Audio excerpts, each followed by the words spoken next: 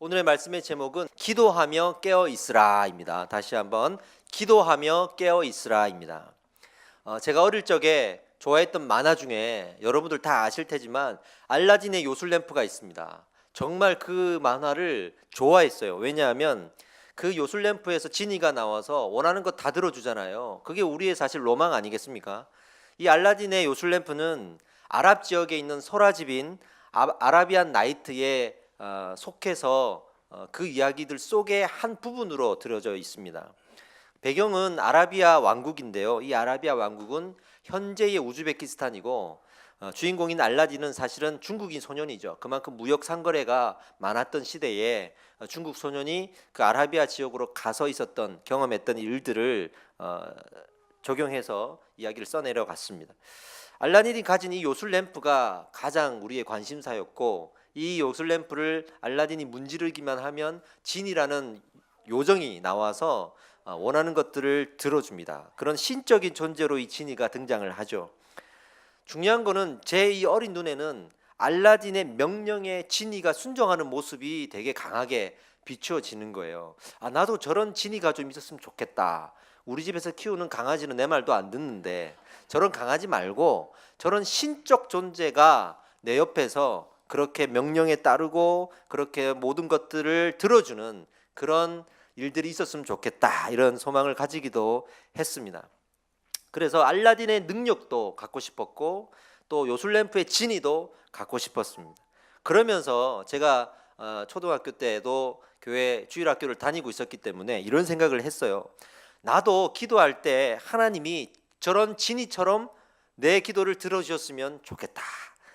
내가 두 손 모으고 기도하면 짠 하고 나타나셔서 무엇을 원하느냐라고 말씀해 주셔서 하나님 제가 이런 거 먹고 싶어요. 그러면 딱 앞에 나타나게 해주시는 그런 응답이 있었으면 좋겠다, 이런 생각을 했던 적이 있습니다.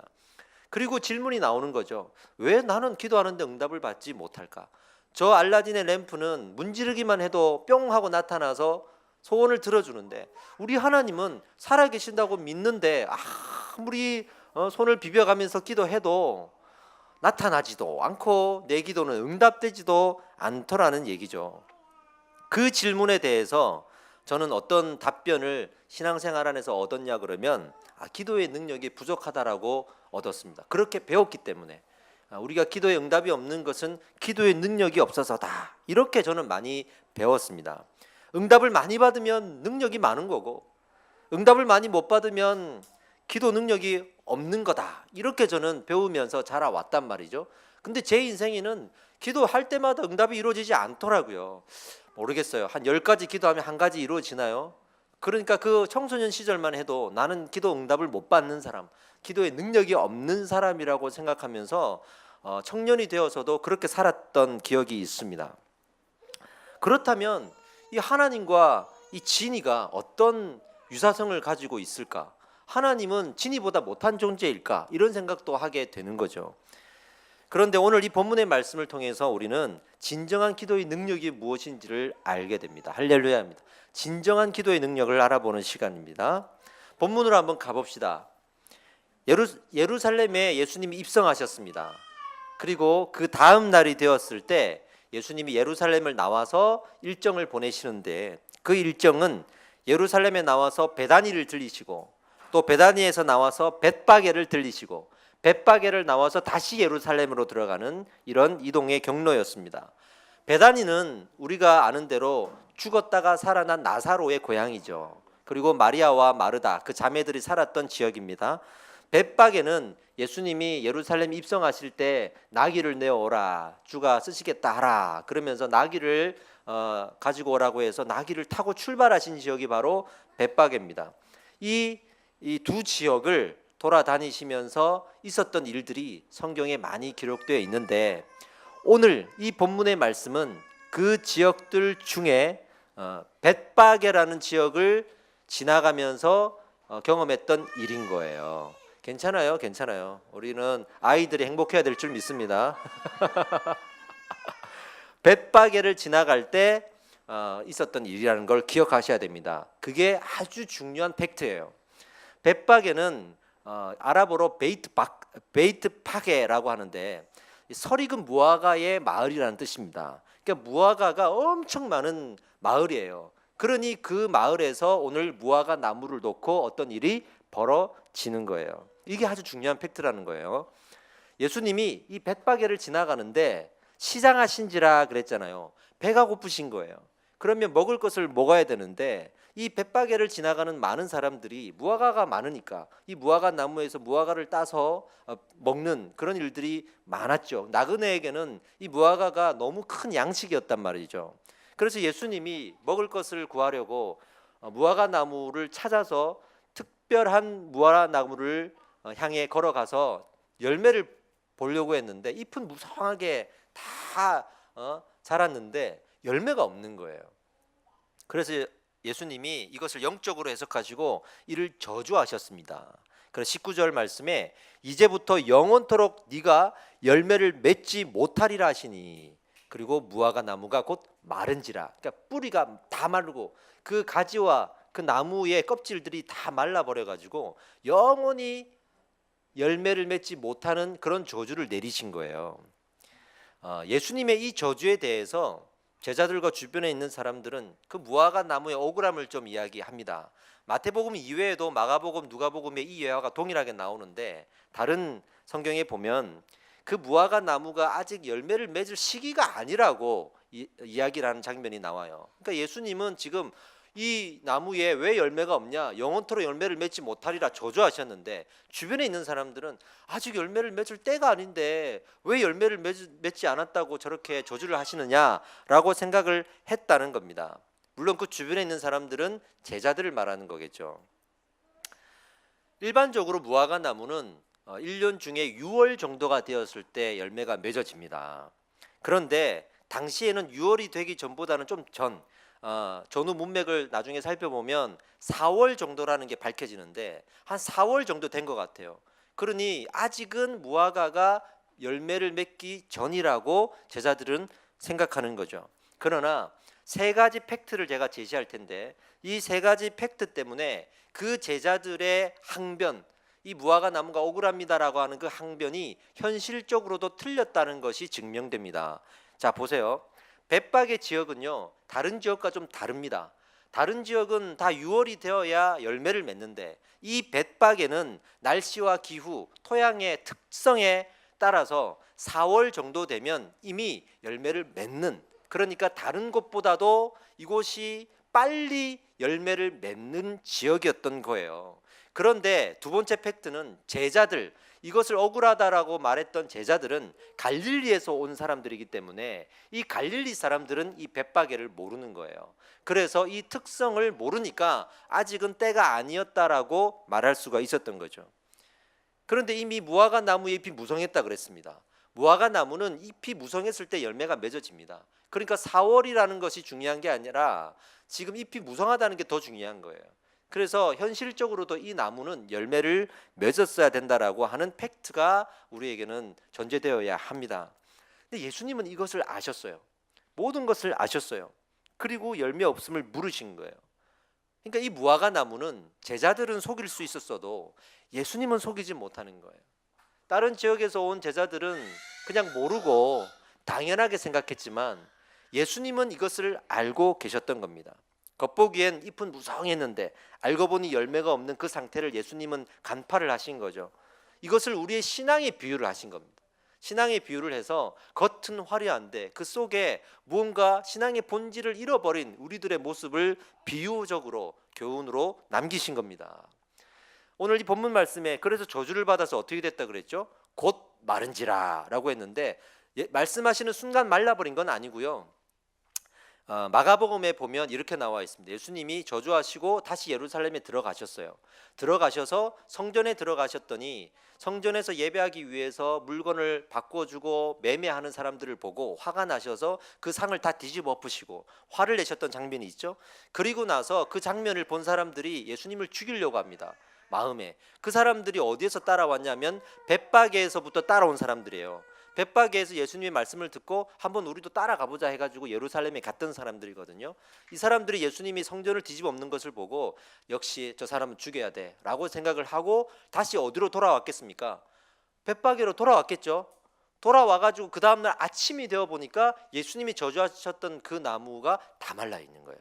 그것을 이 사람들이 보고 이상하게 여긴 겁니다.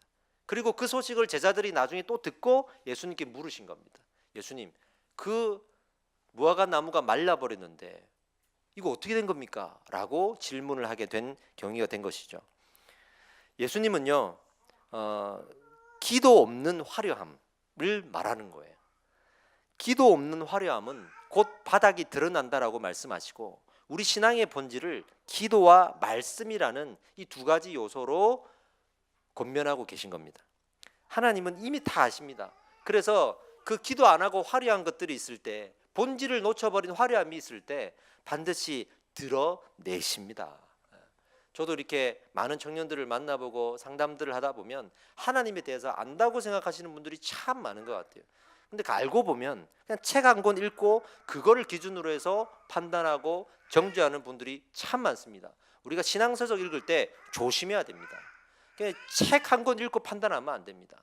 저는 필립 얀시라는 저자를 참 좋아합니다. 은혜 그러면 필립 얀시예요. 그러나 한 가지 주의할 점은 이 책만 읽으면 그냥 은혜면 다 되는 줄 알아. 이런 단점도 있는 거예요. 그래서 저는 항상 책도 균형 있게 읽어야 한다고 생각을 하거든요. 이런 식으로 우리가 부분적인 것을 알고 모든 것을 안다라고 착각할 수도 있는 거죠. 기도하는 사람일수록 또 기도한다는 말을 또 많이 해요. 내가 기도했는데, 기도해 봤는데, 이렇게 수도 없이 말하고 있지만 사실은 그런 사람들이 더 기도 안 한다고 저는 생각을 많이 해요. 많은 성도님들을 지금까지 만나오면서 진짜 기도하시는 분들은 겸손하게 기도하시더라고. 근데 기도 안 하는 사람들이 목사님 제가 기도해 봤는데 그거 아니래요, 이렇게 이야기하는.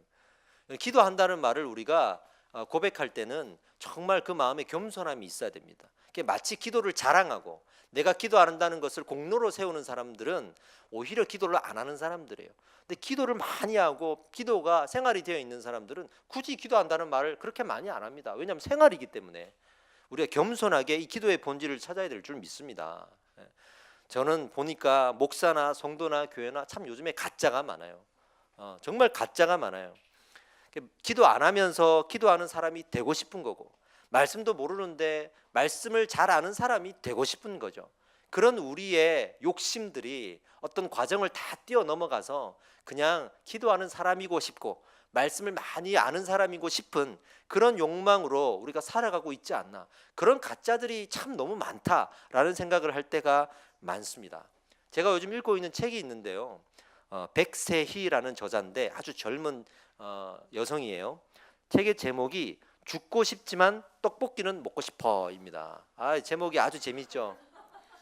이 저자는요, 실제로 10년을 넘게 우울증과 불안장애로 정신과에서 치료를 받았고요. 지금도 이 상담 치료를 병행하고 있는 분입니다.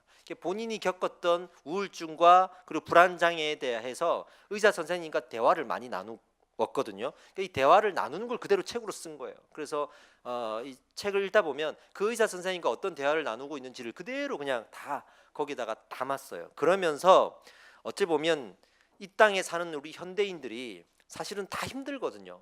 다 힘든데 스스로가 바쁘고 너무 분주하니까 힘든 줄 모르는 거예요. 그래서 힘든데도 힘든 줄 모르고 사는 사람들의 이야기를 대변해 주는 것 같은 그런 주제를 가지고 이 책을 쓴 것 같아요. 그래서 자신과 같은 사람들은 병들고 아프지만 그래도 힘들다라고 건강하게 의사 선생님 앞에서 이야기하면서 치료받고 살아가는데, 그렇지 않은, 나는 괜찮아, 나는 환자가 아니야 라고 생각하는 사람들이 오히려 환자보다 더 환자 같은 삶을 사는 경우들도 많이 있더라는 어떤 교훈을 남겨주기도 합니다.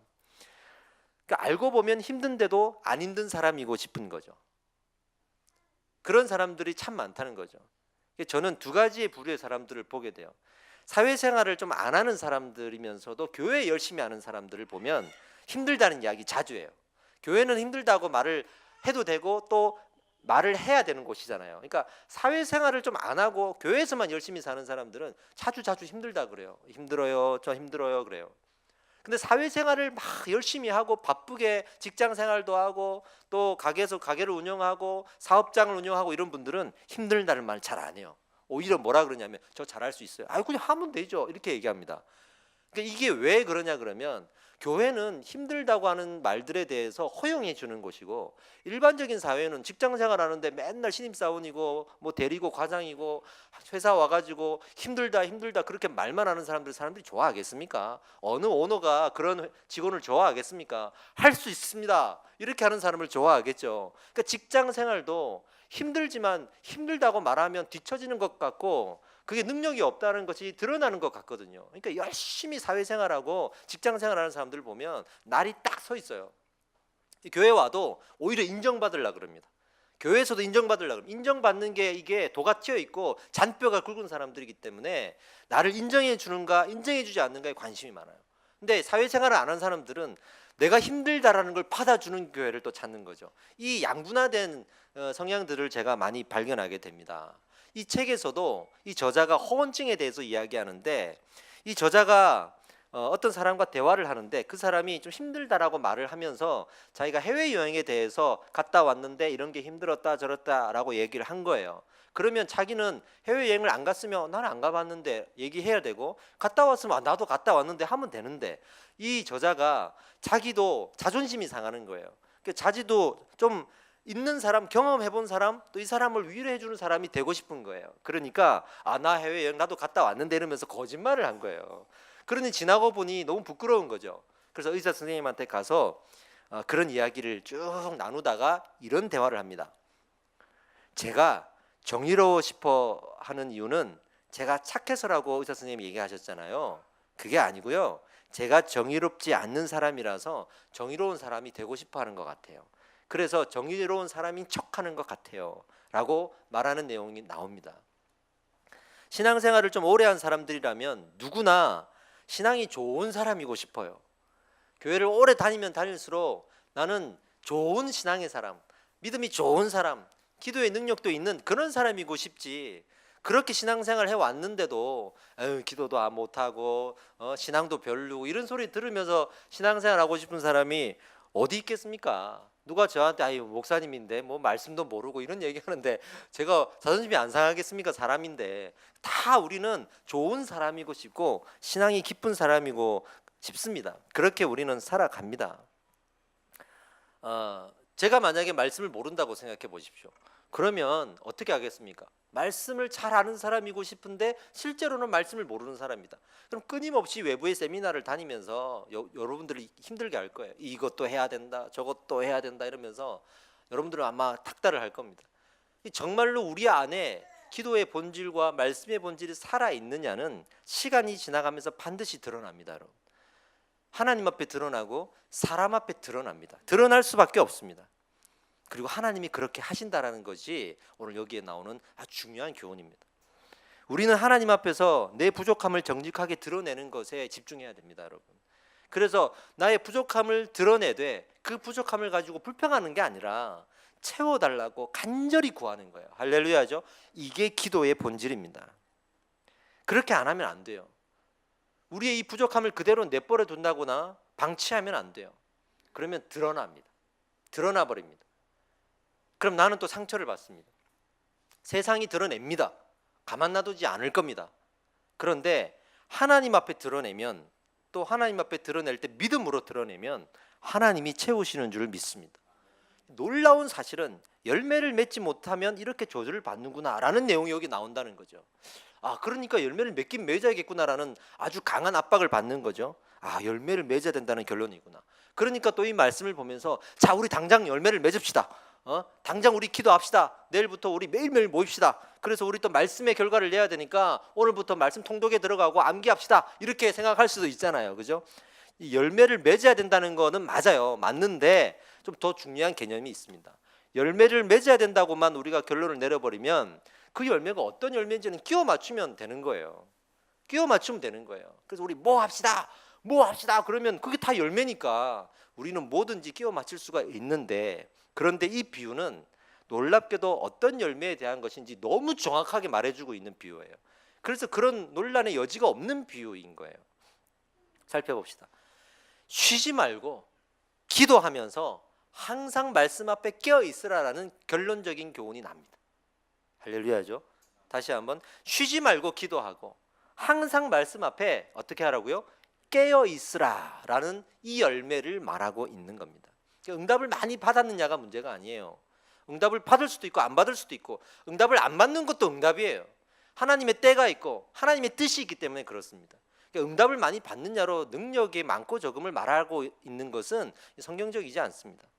중요한 건 쉬지 말고 기도하라. 성경에 그 어디에 응답받는 기도를 말합니까? 반드시 응답되리라고 말하고 있지만 그 모든 본질에 흐르는 기도는 쉬지 말고 기도하라입니다. 할렐루야죠. 쉬지 말고 기도하라. 기도하기를 쉬지 말고 우리 예수님 다시 오실 때까지 그렇게 살아야 되는 거예요. 우리를 깨울 수 있는 두 가지 요소는 기도와 말씀밖에 없습니다. 이 기도와 말씀 외에 우리의 영혼을 깨울 수 있는 요소는 없습니다. 본문의 이 나무는요, 열매가 없고 잎만 무성한 그런 무화과 나무였습니다. 우리가 화려한 직분이 있고 또 화려한 봉사도 하고 그렇게 우리의 화려함을 얼마든지 거칠애로 치장할 수 있지만 정말 기도 안 하고 말씀에 관심이 없는 사람들이 있어요. 그런 사람들이 오늘 이 열매 없는 무화과 나무와 같다라고 말해주고 있습니다. 기도와 말씀에 깨어있지 못한 사람의 열심은요, 반드시 교만의 열매로 맺어집니다. 그런 사람들 반드시 교만해집니다. 기도와 말씀은 마치 이렇게 물과 같은 것 같아요. 아무리 맛있는 음식이라도 물 없이 어떻게 우리가 살 수 있겠습니까? 지구는 70%가 물이죠. 우리 몸도 70%가 물입니다. 근육도 70%가 물입니다. 신앙생활의 70%는 저는 물과 기도라, 말씀과 기도라고 생각합니다. 말씀과 기도가 그 우리를 채우지 못하면 다른 것들로, 다른 외적인 요소나 심지어는 봉사하고 내가 어떤 공로를 세우고 하나님을 아무리 전문적으로 찬양하는 사람이라 할지라도 이 70%가 채워지지 않으면 반드시 드러나고요. 또 하나님은 그것을 싫어하십니다. 하나님은 그걸 좋아하지 않으십니다. 그 말씀을 들고 우리가 기도해야죠. 여러분들 이제 말씀을 듣잖아요. 그리고 양육할 때 또 말씀을 훈련하잖아요. 그렇게 듣고 훈련하는 걸 가지고 그걸로 끝내면 안 됩니다. 여러분 잘 아시잖아요. 내가 예배 드릴 때 충분하게 은혜를 받았고 충분하게 내 마음에 깊이 이해하고 공감했고 감동을 했고 눈물도 흘렸어라고 생각하지만 알잖아요. 전문 열고 나가서 다음 날 월요일만 되면은 언제 그랬냐는 듯이 말씀 다 까먹고 살아가는 우리 모습 다 알잖아요. 그러니 말씀을 배우고 말씀을 듣는 것만으로는 이것을 내 신앙으로 만들 수 없어요. 그거를 내가 감동과 감격으로 받았다면 그걸 가지고 기도해야 됩니다. 기도할 때 이 말씀이 드디어 내 몸속에 스며드는 거예요. 스며드는 거예요. 그렇게 스며들게 해야 이것이 내 것이 되고 내 신앙이 되고 내 고백이 되는 줄 믿습니다. 그래서 우리가 기도해야 되는 겁니다. 목회자도, 여기 있는 예배팀도, 또 아이들을 가르치는 선생님들도 그 70%의 기도와 말씀이 채워져야 될 줄 믿습니다. 이것이 안 채워지면 교회는 본질을 잃어가는 거죠. 그렇게 우리는 깨어 있어야 되는 거예요. 그게 바로 오늘 이 본문에서 말씀하시는 열매인 거예요. 이 본문 뒤에 또 이렇게 말씀을 보다 보면 이 비유에서 얻을 교훈이 무엇인지가 정확하게 나와요. 본문 21장 이후에 24장에 그 교훈이 나옵니다. 24장에 보면 이 무화과 나무에서 얻을 수 있는 교훈이 무엇인지가 정확하게 나옵니다. 그러니까 예수님이 다시 오시거든요. 그런데 예수님이 다시 오시는데 언제 오실지는 우리가 모르잖아요. 그러니까 우리가 열매를 항상 맺고 있어야 된다는 결론이 그 이후에 나옵니다. 그래서 무화과 나무에서 배울 교훈이라는 이 제목을 가지고 성경에 보면 조그만 글씨로 그 이야기 위에 써 있어요. 마태복음에는 24장에 나오고 마가복음에는 13장에 나오고 누가복음에는 21장에 나오고 이 비유에 대해서 또 다른 이야기를 하다가 다시 이 비유에 대해서 어떤 교훈을 맺는지를 말하기 때문에 이 비유만 우리가 읽어보면 그 교훈을 모르고 뛰어넘어갈 수가 있어요. 여기에 보면 정확하게 그 비유들이 나온다 이거죠. 그것이 아까 말씀드린 대로 우리의 때는 모르는 거예요. 하나님이 임하고 하나님이 다시 오실 때도 모르는 거예요. 그때를 대비해서 우리는 항상 깨어 있어야 됩니다. 그렇다 그러면 우리에게 실제로 적용시킨다 그러면 우리 말씀을 듣잖아요. 지금이 하나님의 때입니다. 예수님이 지금 무화과 나무로 앞으로 오신 겁니다. 지금 우리에게 기도와 말씀의 열매가 있어야 되는 겁니다. 그 주중에도 언제 하나님이 그거를 또 우리에게 바라시는지를 모르는 거예요. 사건과 사고 그리고 많은 대화 관계들 속에서 그 기도와 말씀의 분량을 요구하시는 때가 참 많은데 그럴 때 언제인지를 모르고 우리는 꼭 필요할 때만 기도하잖아요. 문제는 그거예요. 필요할 때만 기도하고 필요할 때만 예배 드린다는 거예요. 우리 청년들이 맨날 예배 열심히 하지 않다가 이성교제 나누다가 여자친구가 헤어지자 그러면 앞으로 나와가지고 주여 주여 삼창하고 금식기도 하고 이렇게 할 때가 분명히 있습니다. 결혼하기 전에 분명히 그런 과정을 거칩니다. 그렇게 될 때 우리는 필요할 때 기도하는 거잖아요. 그러면 하나님을 협박하게 되는 거죠. 하나님 이거 들어주시면 내가 이렇게 하고 안 들어주시면 나 안 갈 겁니다. 그 자기가 결단 내리고 자기가 교훈 내리고 자기가 다 하는 거예요. 하나님은 항상 우리가 그 기도하는 영혼이 되어서 하나님이 언제든지 말씀하시길 원하십니다. 이런 사람들은 길 가다가도 하나님께서 임재하시고 일을 하다가도 하나님이 임재하시고 기도하는 마음이 있기 때문에 언제 고난이 닥쳐오고 언제 고통이 다가와도 그걸 믿음으로 해석해내면서 이겨낼 수가 있는 겁니다. 이 깨어있기 위한 두 가지 방편, 기도와 말씀을 꼭 기억하십시오. 요술램프의 진이는 언제든지 문지르면 나오잖아요. 그 때를 우리가 찾는 거잖아요. 그러나 하나님의 때는 하나님이 찾는 겁니다. 도적같이 오신다 그랬습니다. 그래서 그 하나님이 우리를 찾으실 때 우리는 늘 깨어서 기도하면서 준비되어 있어야 된다는 것이죠. 오늘도 이 예배 안에 하나님이 찾아오신 겁니다. 그리고 물으시는 거죠. 기도와 말씀으로 깨어 있느냐라고 물으시는 거죠.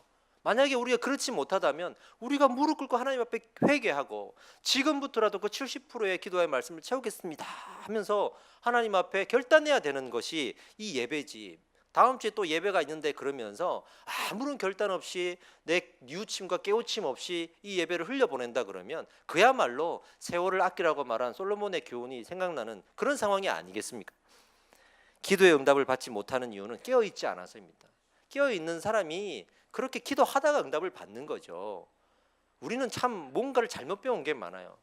금식 기도하는 사람들도 보면 전부 다 자 일주일 금식 기도합니다. 자 시작하고 금식 기도합니다. 그리고 물도 안 먹고 껌도 안 먹고 어쩌다가 갑자기 커피 한 잔 먹고 이거 다 큰일 났네. 그러면 이제 금식 기도 이제 못 하는 거 아니에요.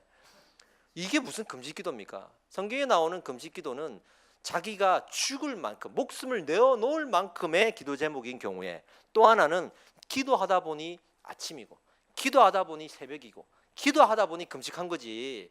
하나님 내가 금식합니다라고 선포하고 이렇게 그건 에스더의 기도 외에는 나오지 않아요. 그만큼 우리가 중요한 제목들이 있는가? 또 하나는 그만큼 목숨 걸고 기도하고 있는가? 또 하나는 정말 기도하다 보니 밥때도 놓치고 기도하다 보니 새벽이었고 그런 일들이 우리 안에 있는가를 되돌아보고 살펴봐야 될 줄 믿습니다. 여러분, 기도가 답입니다. 우리가 정말 필요할 때만 기도하는 것을 내려놓고 생각으로만 기도하는 것도 내려놓읍시다. 많은 사람들이 기도할 때 생각으로 기도해요. 실제로 기도 안 해요. 분명히 성경에는 기도의 자리가 있다고 말씀하셨고 골방이라는 정확한 지침도 주셨음에도 불구하고 교회에도 기도의 모임이 있고 개인으로는 기도의 골방이라는 분명한 자리가 있는데 그런 자리를 하나도 활용하지 않고 저는 그냥 일하면서 기도합니다. 물론 일하면서 기도할 수 있습니다. 제가 늘 강조하지만 차 운전하면서 기도할 수 있고 우리는 일하면서도 기도하고 걸어가면서도 기도할 수 있습니다. 그러나 그게 기도의 뿌리가 되어서는 안 되는 거예요. 깊이 우리 금요일 날 이번에 나오신 분들 나누었죠. 우리 기도의 본질이 뭔지를 이번에 나누었는데 정말 날마다 기도하면서 내 죄를 향해서 내 죄를 죽이고 내 죄를 해결하는 그 본질적인 기도가 내 이 밑바탕이 흘러야 그 가운데 그런 생활의 기도가 나오는 거지. 이런 본질의 기도를 다 잃어버린 채 내가 생활의 기도만으로 이거는 생각으로 기도하는 거예요. 이 생각으로만 기도하는 건 사실상 우리는 기도를 안 하고 있는 겁니다.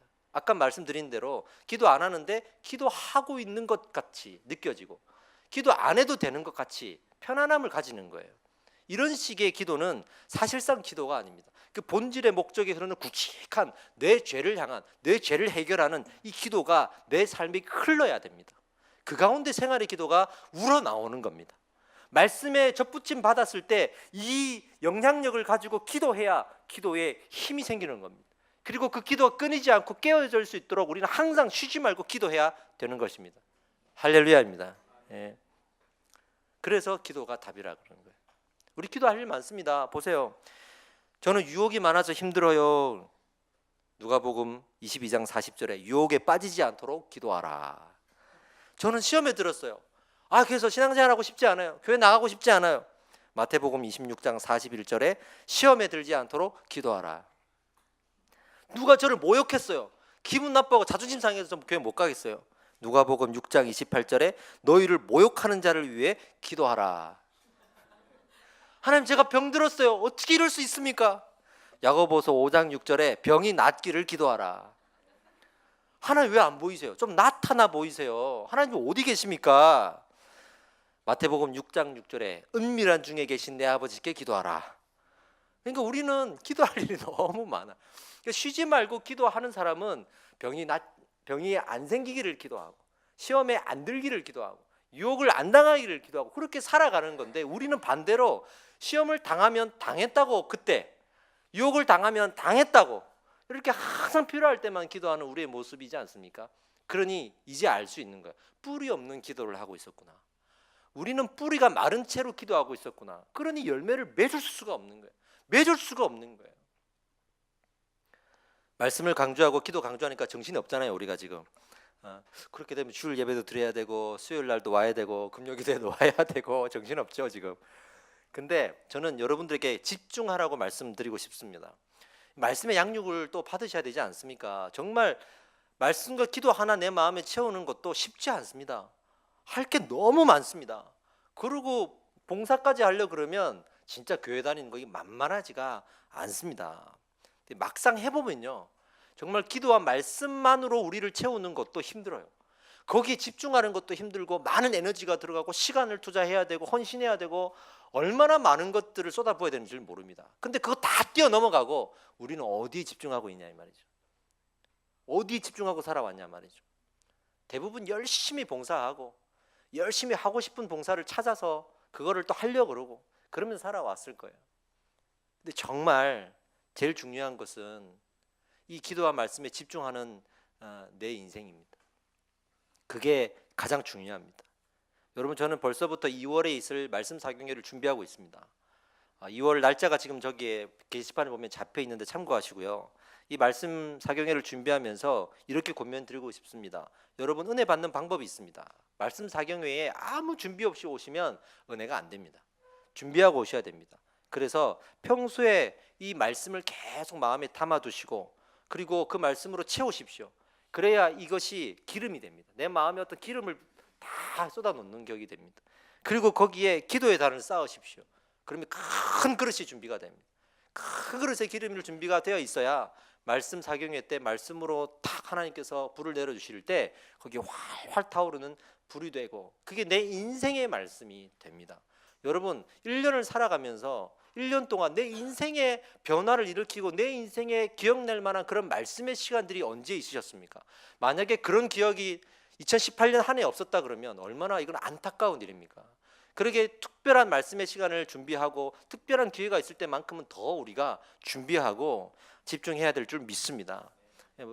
권면 드리기로는 먼저는 주중 예배를 사모해 주십시오. 자기가 부족한 쪽으로 선택하시면 됩니다. 내가 말씀에 더 갈급하면 수요 예배를, 내가 기도가 갈급하면 금요 예배를, 둘 다 갈급하면 둘 다 오셔야 되죠. 근데 부득이 상황이 안 되시는 분들은 수요일은 유튜브로 우리가 생중계를 하니까 부족하지만 활용하시고, 금요일 날 부득이하게 못 온다 그러면 골방이라도 만드셔야 될 거 아니겠습니까? 집에서 골방이라도 만들어서 기도하셔야 됩니다. 그래서 가능하면 함께 모여서 우리가 예배하고 기도해야겠지만, 부득이하는 경우에는 골방이라도 듣고 유튜브로 그 말씀이라도 들으면서 우리가 최선을 다해서 이 기도와 말씀으로 나의 영혼을 채워야 할 줄 믿습니다. 기도하겠습니다. 하나님 앞에 기도할 때 우리의 영혼을 위해서 기도합시다. 우리의 영혼이 무엇으로 가득 채워져 있는지를 기도해야 될 줄 믿습니다. 하나님, 어디에 집중하고 무슨 우선순위를 가지고 있었는지를 오늘 시간 내려놓습니다. 교회 와서 나는 하나님 앞에 선을 정해놓고 선을 그어놓고 신앙생활 하진 않았는지, 특별히 직장이 바쁘시고 인생이 바쁘시잖아요. 그러나 변명의 여지가 없습니다. 우리 예수님은 반드시 기도와 말씀 외에는 다른 것으로는 그 영혼을 채울 수 없다고 말씀을 하셨습니다. 기도의 골방을 만드십시오. 회사에 내 자리가 기도의 골방이 되어야 되고, 차 안이 기도 골방이 되어야 되고, 내 집에서도 기도의 골방이 있어야 되고, 골방이 있어야 됩니다. 어떤 사람들은 이 옷 갈아입는 그 방 있죠? 거기가 골방이라고 하고 방석가라 놓고 기도하시는 분들도 있고, 어떤 사람들은 또 나만의 사무실에서, 그 사무실이, 저도 목양실이 제 기도 공간이에요. 그런 공간을 만들어 놓고 기도하시고 또 말씀을 배우시고 훈련 받으시는 것에 여러분 적극적으로 하나님 앞에 나오십시오. 하나님께서 기다리고 계십니다. 할렐루야입니다. 기다리고 계십니다. 기도합시다. 하나님, 내 마음이 기도와 말씀으로 채워질 줄 믿습니다. 그 마음으로 채워질 수 있도록 하나님 내 마음을 주장하여 주시옵소서.